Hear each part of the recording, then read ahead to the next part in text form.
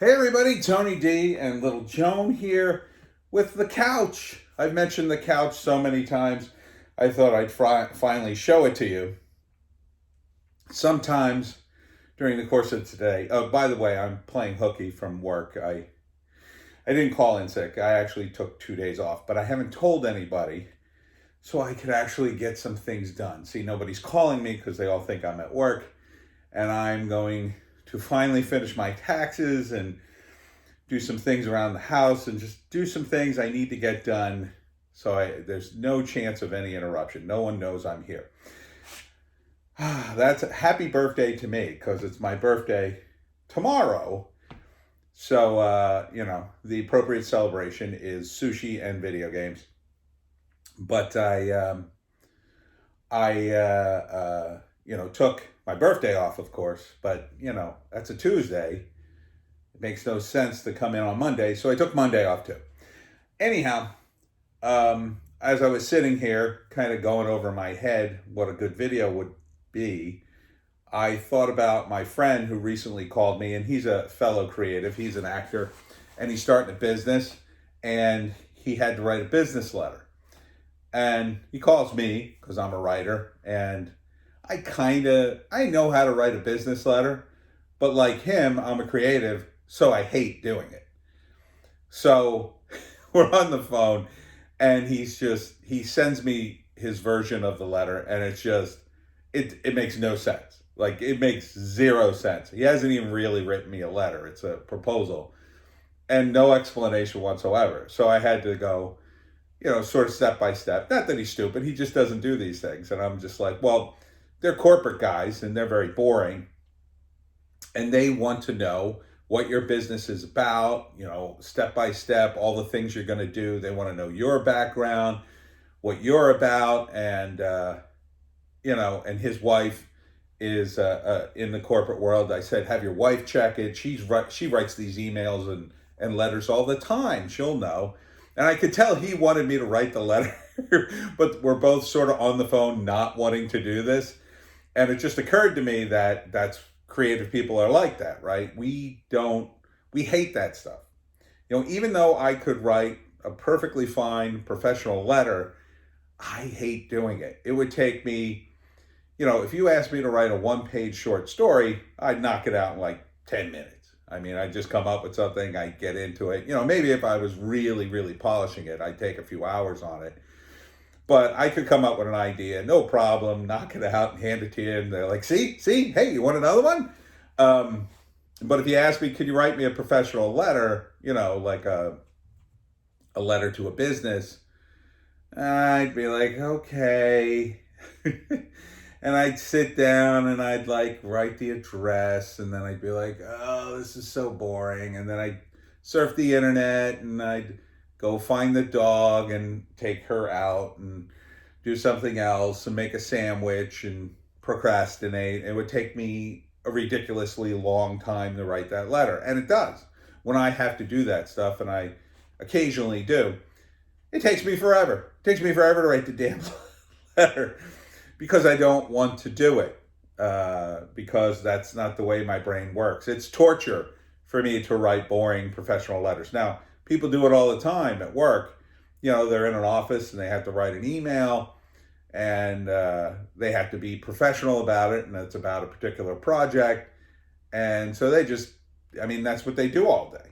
They don't have a problem with it. And it's not that they're boring necessarily. It's not that they're not creative people. Everybody's a little creative, but they don't find that process torturous. They may not like it. It may not be the thrill of their day, but they can do it, no problem. It's just work. For me, and I think a lot of creatives, we hate, like, I explained how to write the professional letter to my friend, and he was like, this is what they want? Why do they want this? And I'm like, because they're boring, and they're going to have a meeting, and then they're going to say more boring things, and they have to know all the things in your letter. So when you do business with them, and if something goes wrong, they can say, well, he told me in a letter that nothing would go wrong, and therefore it's his fault and it's not my fault. It's all about that sort of corporate culture deniability aspect. You know, you don't want to take the blame for anything in a corporate situation. You're just there to work. And, you know, some people in that environment, that once they become accustomed to it, they become so boring. And they kind of like it in a weird way. They kind of thrive in it because they see it as, oh, I'm making money or I'm making progress. Whereas creative people, we don't see that as progress. We see that, why are you doing this? You know, we're always going, what is this for? And, you know, for people in the corporate world, well, it's for business, but a lot of it's very pointless, right? My relatives work in various regular jobs, and, you know, I might hear a work story or two, and I'll just go, well, why did you have to write that? You wrote this, you tell me this story about writing a long report. It turned out to be a pointless report anyway. Why do it? You know, because in my own creative head, I'm thinking like, well, I could have written a bunch of stories during that time, or I could have come up with a cool comic book or funny sketch. But for them, that's their job, you know, that's what they do. And so it's that dynamic between the creative and non-creative. So, you know, my friend, his wife works, you know, she works like a regular job, like a business job. And he's a creative guy, and he works too, but, you know, he works at a job where he doesn't do corporate stuff like I do. Like, I got a gig not doing corporate stuff because it's I've had jobs like that, and someone asked me, you know, well, what's your job like? And I would turn to them and say, it's like slowly suffocating. Because for me it is, because there's zero chance of creativity, really, or if there is any creativity, it's going to be usually unrecognized or crushed or diluted to the point of pointlessness. So creative people, I think, sort of wither in that environment. You know,